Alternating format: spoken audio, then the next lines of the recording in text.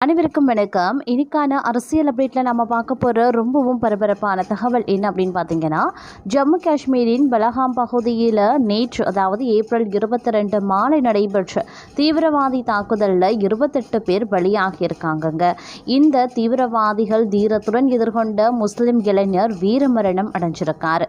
யார் இந்த சையது உசேன்? இவரை பற்றிய பல சுவாரஸ்யமான தகவலோடு அன்று நடந்த அந்த நிகழ்வு குறித்த பல்வேறு பரபரப்பான தகவலையும் இன்னைக்கு வீடியோவில் நாம் தெரிஞ்சுக்க போகிறோம். ஸோ இந்த பதிவு உங்களுக்கு மிக பயனுள்ள விகிதத்தில் இருக்கும்.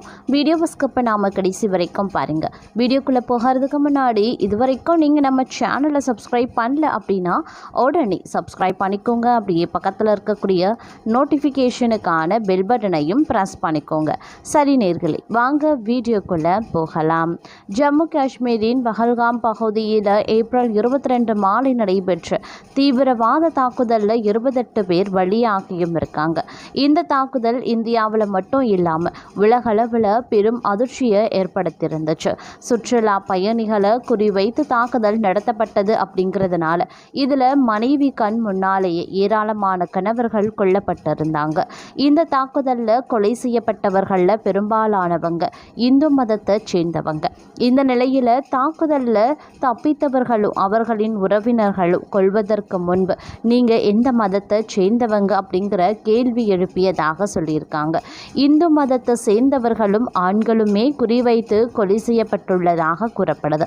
இந்த நிலையில் பஹல்காமில் நடந்த தாக்குதலில் பயங்கரவாதிகளிடம் இருந்து பொதுமக்களை காப்பாற்ற முயன்று வீர மரணமடைந்த முஸ்லிம் இளைஞர் சையது உசேன் அதில் ஷாகுரி விவரம் குறித்து இப்போ நாம் பார்க்க போகிறோம். அவருடைய விவரம் குறித்து தற்போது ஒரு தகவலும் வெளியாகியிருக்கு. அதாவது பஹல்காம் பகுதியைச் சேர்ந்த குதிரை ஓட்டி சையது உசேன் அவர் நேற்று வழக்கம் போல பணிக்கு சென்றிருக்கிறார். பஹல்காம் பகுதியில் இருந்து பைசரன் பள்ளத்தாக்கு குதிரை மூலம் சுற்றுலா பயணிகளை அழைத்து செல்வது இவரினுடைய வழக்கங்க. நேற்று யாரும் எதிர்பாராத சூழலில் பயங்கரவாதிகள் பொதுமக்கள் மீது துப்பாக்கிச்சூடு நடத்தியிருந்தாங்க. அப்போது தாக்குதல்காரர்களிடம் அப்பாவி மக்கள் மீது தாக்குதல் நடத்த வேண்டாம் அப்படின்னு சையது உசேன் கோரிக்கைகளை விடுத்திருந்தார். தாக்குதலில் ஈடுபட்ட பயங்கரவாதி ஒருவரை தடுக்கவும் முயன்றிருக்கிறார். இதில் கோபமடைந்த தீவிரவாதிகள் சையது உசேனை நோக்கி துப்பாக்கியால் சுட்டிருக்காங்க. இதில் சையது உசேன் வீரமரணம் அடைந்தார். காஷ்மீர் விருந்தினர்களை காப்பாற்ற முயன்ற ஒரே காரணத்துக்காக உள்ளூர் இளைஞரான சையது உசேன் கொல்லப்பட்டார். இவருடன் மொத்தம் 28 பேர் உயிரிழந்திருக்காங்க. மரணமடைந்த இளைஞர் சையது உசேன் அதில் ஷாதா குடும்பத்தில் வருமானம் ஈட்டி வந்த ஒரே நபர் ஆவார். வயதான தாய், தந்தை, மனைவி, குழந்தைகள் எல்லோருமே தற்போது சுகத்தில் ஆழ்ந்திருக்காங்க. இது குறித்து சையது உசேனின் தந்தை சையது ஹைதர் ஷா ANI செய்தி நிறுவனத்திடம் என்ன சொல்லியிருந்தார் அப்படின்னா, நேற்று தனது மகன் வழக்கம் போல வேலையாக பஹல்காம் சென்றிருந்தான். 3 மணி வாக்கில் தாக்குதல் குறித்து கேள்விப்பட்டோம். அவனுக்கு அழைத்தோம். ஆனால் ஃபோன் அணைத்து வைக்கப்பட்டிருந்தது. மாலை 4:40 மணி வாக்கில் ஃபோன் ஆன் செய்யப்பட்டது. ஆனால் யாரும் பதில் அளிக்கலை. உடனே காவல் நிலையம் சென்றோம். அங்குதான் அவன் சுட்டுக் கொல்லப்பட்டதை அறிந்தோம். என் மகனின் மரணத்துக்கு நீதி வேண்டும். இதற்கு காரணமாக இருந்தவங்க மீது கடும் நடவடிக்கை எடுக்க வேண்டும் அப்படின்னு தெரிவித்திருந்ததும் குறிப்பிடத்தக்க ஒரு விஷயம்.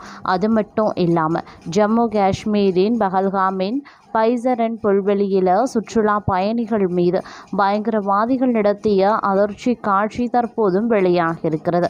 காஷ்மீரில் அனந்த்நாக் மாவட்டத்தில் இருக்க பஹல்காம் என்ற ரிசார்ட் நகரத்திற்கு அருகில் இருக்க பைசரன் புல்வெளியில் செவ்வாய்க்கிழமை பிற்பகல் பயங்கரவாதிகள் துப்பாக்கி சூடு நடத்தினாங்க.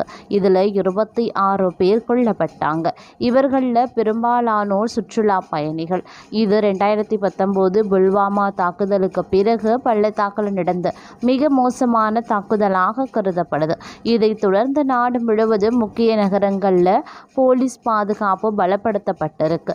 புகழ்பெற்ற சுற்றுலா தலங்களான செங்கோட்டை, இந்தியா கேட், குதுப் மினார், ஹிமாயூன் கல்லறை, பங்களா சாஹிப், குருத்வாரா, தாமரை கோயில், அஷர்தாம் கோயில், லோதி தோட்டம், ஜாமா மசூதி, தில்லி ஹஹாத், ஐஎன்ஏ தேசிய அருங்காட்சியகம், ஐந்தர் மந்தர், ஹஸ்ரத் நிஜாமுதீன், ஆலியா தர்கா, ராஜ்காட் மற்றும் சக்பதர் சிங் கல்லறை உள்ளிட்ட இடங்களில் பாதுகாப்பு பலப்படுத்தப்பட்டிருக்கு.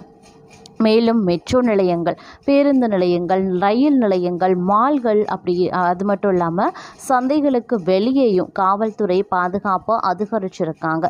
சந்தேகத்திற்கு இடமான நடவடிக்கைகள் ஏதேனும் உள்ளதா அப்படின்னு பார்க்க பாதுகாப்பு படையினருக்கு அறிவுறுத்தப்பட்டிருக்கு. மேலும் உத்தரப்பிரதேசம் மற்றும் ஹரியானா எல்லைகளில் இருக்கக்கூடிய சோதனை சாவடிகளை கடுமையான கண்காணிப்பில் ஈடுபட்டிருக்காங்க. மூத்த காவல்துறை அதிகாரிகள் மற்றும் மண்டல துணை ஆணையர்கள் அந்தந்த பகுதிகளில் கூடுதல் எச்சரிக்கையாகவும் விழிப்புடனும் இருக்குமாறு அறிவுறுத்தப்பட்டிருக்காங்க. இந்த நிலையில் பஹல்காமின் பைசரன் புல்வெளியில் செவ்வாய்க்கிழமை பிற்பகல் சுற்றுலா பயணிகள் மீது பயங்கரவாதிகள் நடத்திய அதிர்ச்சி காட்சி தற்போது வெளியாகியிருக்குங்க. புல்தரையில் சுற்றுலா பயணிகளை அமர வைத்து துப்பாக்கியால் சுட்ட பயங்கரவாதிகள் வெடிகுண்டு என்று கூறியவாறு தமிழ்நாட்டை சேர்ந்த சுற்றுலா பயணிகள் அலறிய காட்சிகளும் வெளியாகி இருக்கிறது அப்படின்னு கூட சொல்லலாம். இதை அடுத்து பார்த்தோம் அப்படின்னா பல்காம் தாக்குதலுக்கு பதிலடியாக சிந்து நீரை இந்தியா நிறுத்தியிருக்காங்க. இது போருக்கு சமமான நடவடிக்கை அப்படின்னு விமர்சித்திருக்க பாகிஸ்தான் தங்களுடைய நாட்டு வான் எல்லையில் நுழைய இந்தியா ஏர்லைன்ஸுக்கு தடை விதித்திருக்கு. அதே போல் சிம்லா ஒப்பந்தத்தை தற்காலிகமாக ரத்தும் செய்திருக்காங்க. பாகிஸ்தானினுடைய இந்த அறிவிப்பு பதற்றத்தை மேலும் அதிகரிக்கும் அப்படின்னும் பயங்கரவாதத்திற்கு எதிராக போராடுவதை விட்டு இந்தியா பாகிஸ்தான் உறவை பாதிக்கும் விஷயங்களில் பாகிஸ்தான் கவனம் செலுத்துவதாகவும் சர்வதேச அரசியல் நோக்கர்களும் சொல்லியிருக்காங்க அப்படின்னு சொல்லலாம். சிந்து நதிநீர் தொடர்பாக பாகிஸ்தான் விடுத்திருக்கக்கூடிய அறிக்கையில் என்ன சொல்லப்பட்டிருக்குன்னா, சிந்து நதி நீரை நிறுத்தக்கூடிய இந்தியாவின் நடவடிக்கையை பாகிஸ்தான் வன்மையாக கண்டிக்கிறாங்க. நீரை பங்கிடுவது உலக வங்கியின் முன்னிலையில் செய்யப்பட்ட சர்வதேச ஒப்பந்தமாகும். இப்படி இருக்கும்போது இதை ஒருதலை பட்சமாக நிறுத்த எந்த உரிமையும் கிடையாது. நீர் அப்படிங்கிறது பாகிஸ்தானுக்கு ஒரு முக்கிய தேசிய நலன்.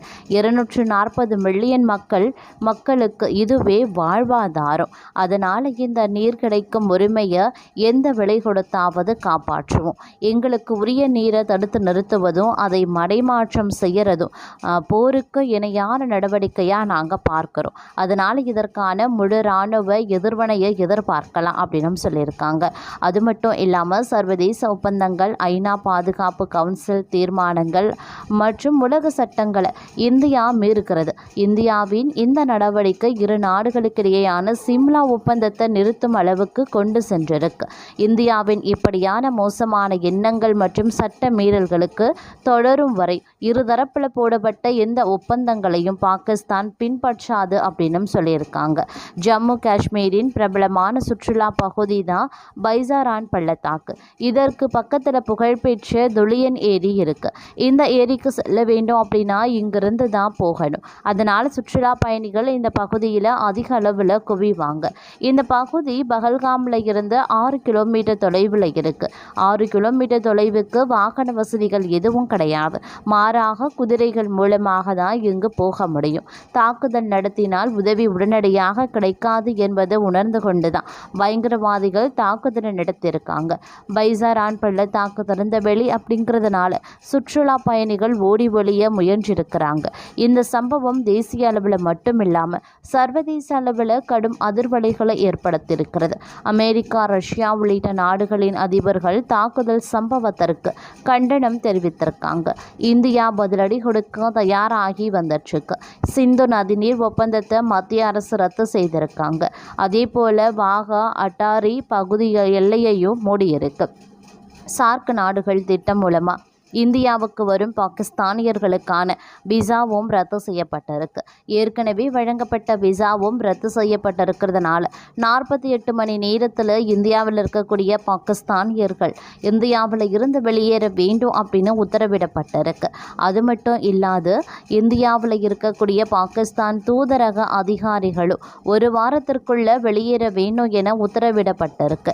பாகிஸ்தானில் இருக்கக்கூடிய இந்திய அதிகாரிகளும் திரும்ப அழைக்கப்பட்டும் இருக்கிறாங்க.